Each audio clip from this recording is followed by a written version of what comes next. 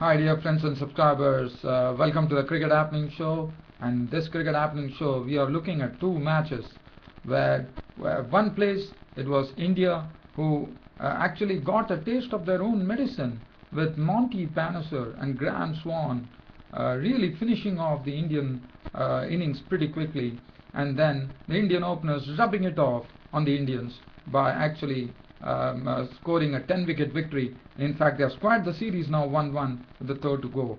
Oh, I would really commend England on this performance. We'll talk about that. And the other thing that I'm looking at is yesterday, this match, according to me, would go down in history as one of those match-saving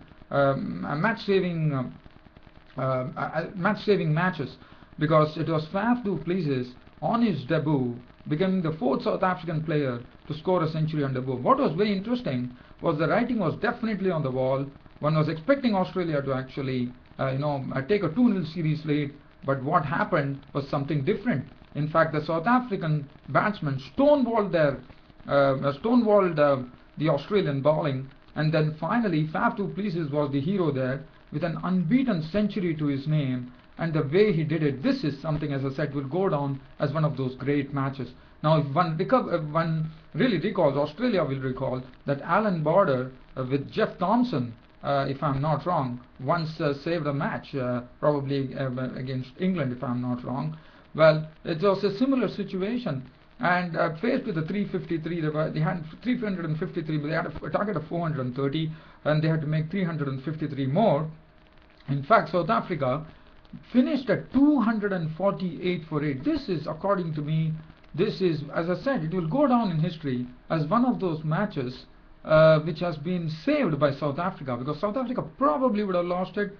But one has to really doff our hat to Faf du Plessis for his debut knock. He was there unbeaten on 110, and there was absolutely no surprise that he was given the man of the match.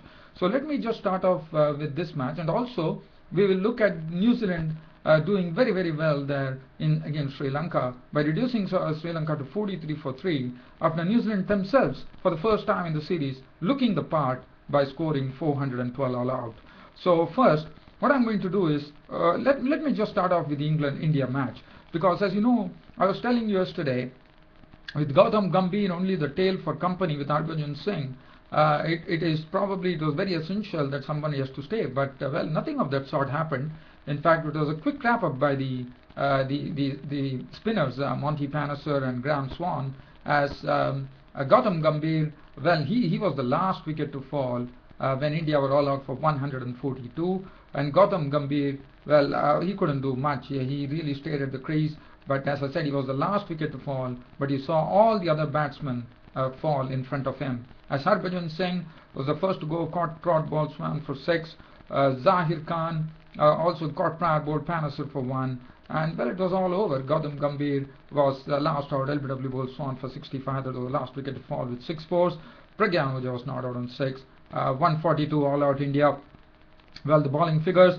Panesar, look at the bowling figures of Monty Panesar. What a tremendous bowling. It was, Monty Panesar did not get the man of the match. In fact, Kevin Peterson got the man of the match for his 186. But Monty Panesar, 22 overs, 3 maidens, 81 runs and 6 wickets. And Swann, 18.1 overs, 6 maidens, 43 runs and 4 wickets. And I was just thinking, what a difference Monty Panesar would have made had he played the first Test match against India. Probably would that have been something that the England think tank would be pondering on now. Anyway, but England, as far as England were concerned, the England openers had just a target of 57 runs. It was done in just 9.4 overs, with Alistair Cook unbeaten 18 with 1-4, and Nick Compton probably getting the confidence. Almost the match was in the bag, so Nick Compton decided to use his feet and in fact lofted Pragyan Ojha for a boundary, and he was not out on 30 or 28 balls with 4 fours and 58 for no loss. England wrapped it up in very quick time, and Ashwin, India definitely had only the spinners bowling. There were no pace bowlers introduced, which was expected from Dhoni. Ashwin 3.4 overs, no maiden, none for 22. Pragyan Ojha 4 overs, no maiden, none for 16. Harbhajan Singh 2 overs for 10 runs. So the 4-match series is level 1-1. And let me tell you, I have to really commend England for doing this to India, because India can't avenge the defeat that they had against England because England have shown that on Indian tracks it's very difficult. So that's the reason I'm telling it's a very, very commendable effort by England. Really, congratulations to England for doing this to India. And India has to really, even though India had boasted a lot of spinners, in fact Mahendra Singh Dhoni won the toss, elected to bat so that he's not batting last on this pitch, but there were few runs to defend. And England definitely did a great job. Their batting, bowling, every department, especially the spinners. In fact, India getting a dose of their own medicine here. And Mahendra Singh Dhoni was speaking of turning tracks. What happened? The turning tracks were prepared, but I thought the English spinners were much superior than the Indian spinners, especially Monty Panesar was bowling very quick, and he had 6 wickets, 12 wicket bag I suppose in this match, 6 or 11 I'm not sure, and Monty Panesar and also Graham Swann. So Monty Panesar and Swann really spinning out India and actually I would say humiliating India by giving them a 10 wicket defeat here. Indians have a lot to ponder, and Mahendra Singh Dhoni was telling that turning tracks would really do the trick. But this was a turning track, and it was turning very, very fiercely. What happened? India lost the match. I can only say, but one thing is there, the test matches are producing results. That's what I'm happy about. So England squaring the series. Now the series stands at 1-1 with one more match to come, 2 more matches to go. Now let me go to that match which I said will go down in history. And yesterday, as you know, South Africa required 353 runs more. I think they were 77 or 88 for 4. I don't really remember. But Faf du Plessis and A.B. de Villiers was the crease. And let me tell you, the Australian bowlers were really, their bowling was really, really grinded. The way, A.B. de Villiers, the last one would see such a slow innings played. I remember it was Chris Stavray who did it against England, and I remember a spectator, a spectator bringing a stool and telling him to sit on the table and on the stool and play. I do remember that. So it was such an innings, and under the circumstances, I thought that was absolutely great. A.B. de Villiers, he really stuck it out there. A.B. de Villiers, how an aggressive player he is, but the way he has changed gears, I have to really commend A.B. de Villiers for making 33 runs in that partnership with Faf du Plessis on his debut, making a century from 20.6 overs when 45 for 4 was the time A.B. de Villiers and Faf du Plessis joined together. They played, can you imagine this, 60 overs. They have played 68 overs between them, almost 68 overs, and they eked out, oh my goodness, this is 81 runs, and that too oh my goodness, this is something which is really a great job. And what door defense A.B. de Villiers and Faf du Plessis on his debut has scored. In fact, A.B. de Villiers was clean bowled by Cyril for 33, no boundaries in that score. It was only a matter of South Africa deciding that they had only one chance, and that was to save the match, and they did it admirably. I thought I did it admirably. As I said, this will go down in history as one of those really big saving matches, and South Africa definitely saved the match there. Faf du Plessis was not on 110 with 14 fours. He basically, Faf du Plessis really waited for the loose deliveries to dispatch to the fence, but as far as his defense was absolutely watertight. And Jack Scalise, I have to another example. Everybody contributed. I thought, look at this. Jack Scalise came in, and even with his injury that he had, he also decided to stay at the crease. The other day we saw he started attacking in the first innings, but in the second innings, even with that injury and coming in at number 7, he gave admirable support to Faf du Plessis, making 46 runs of 110 balls with 6 fours.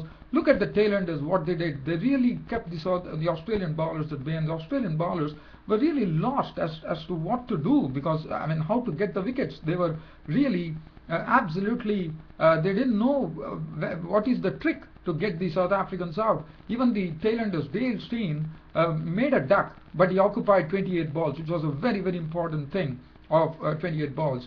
And then Rory Cleanfield made 3 of 17 balls, and Mone Markel towards the end hung it out, and South Africa drew the match. He was not out on 8 of 12 balls with 2 fours, 248 for 8. Faf du Plessis was man of the match for his debut innings of 110 of 2, and what a match-saving innings. And Faf du Plessis will go down in history, and I think this will go down in history as one of those matches in which a player making his debut, Faf du Plessis, saving the match for South Africa against Australia at the Adelaide Oval in this 2012.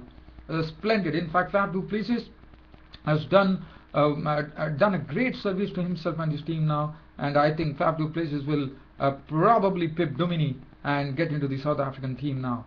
Hilfenhorst, they all toiled hard, 34 overs, 16 minutes, 65 runs on 1 wicket.